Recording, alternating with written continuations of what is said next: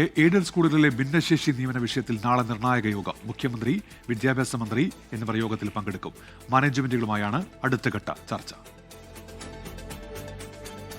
ഭിന്നശേഷി നിയമനവുമായി ബന്ധപ്പെട്ട് NSSന് അനുകൂലമായി ലഭിച്ച സുപ്രീം കോടതി ഉത്തരവ് മറ്റുള്ളവർക്കും ബാധകമാക്കണമെന്നാണ് ക്രിസ്ത്യൻ മാനേജ്മെന്റുകളുടെ ആവശ്യം. ഈ സാഹചര്യത്തിലാണ് മുഖ്യമന്ത്രിയുടെ അധ്യക്ഷതയിൽ യോഗം ചേരുന്നത്.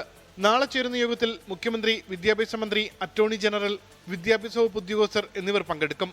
ഇതിനുശേഷമായിരിക്കും മുഖ്യമന്ത്രിയും മാനേജ്മെന്റ് പ്രതിനിധികളുമായുള്ള ചർച്ചയെന്നും മന്ത്രി വി ശിവൻകുട്ടി. നാളത്തെ യോഗം മുഖ്യമന്ത്രിയും അഡ്വക്കേറ്റ് ജനറലും വിദ്യാഭ്യാസത്തിൻ്റെ പ്രിൻസിപ്പൽ സെക്രട്ടറിയും വിദ്യാഭ്യാസ മന്ത്രിയും വിദ്യാഭ്യാസ ഡയറക്ടറും മാത്രമായിട്ടുള്ള യോഗമാണ്. ആ യോഗം കഴിഞ്ഞതിന് ശേഷം മാത്രമായിരിക്കും പിന്നെ ഒരു ദിവസം മാനേജ്മെന്റുമായിട്ട് ചർച്ച നടത്തുന്നത്. ഭിന്നശേഷി സംവരണത്തിനായി അധ്യാപക ഒഴിവുകൾ മാറ്റിവെച്ച ശേഷം മറ്റൊഴിവുകളിൽ നിയമനം നടത്താനായിരുന്നു NSSന് സുപ്രീം കോടതിയിൽ നിന്ന് ലഭിച്ച വിധി. ഈ വിധി മറ്റു മാനേജ്മെന്റുകൾക്കും ബാധകമാക്കാൻ കഴിയുമോ എന്ന് പരിശോധിക്കാനാണ് അറ്റോർണി ജനറലെ കൂടി യോഗത്തിൽ ഉൾപ്പെടുത്തിയത്. മാനേജ്മെന്റുകളുടെ ആവശ്യം നടപ്പാക്കാൻ കൂടുതൽ നിയമോപദേശം തേടണമോ എന്ന കാര്യത്തിലും നാളെ തീരുമാനമെടുക്കും. 24 തിരുവനന്തപുരം.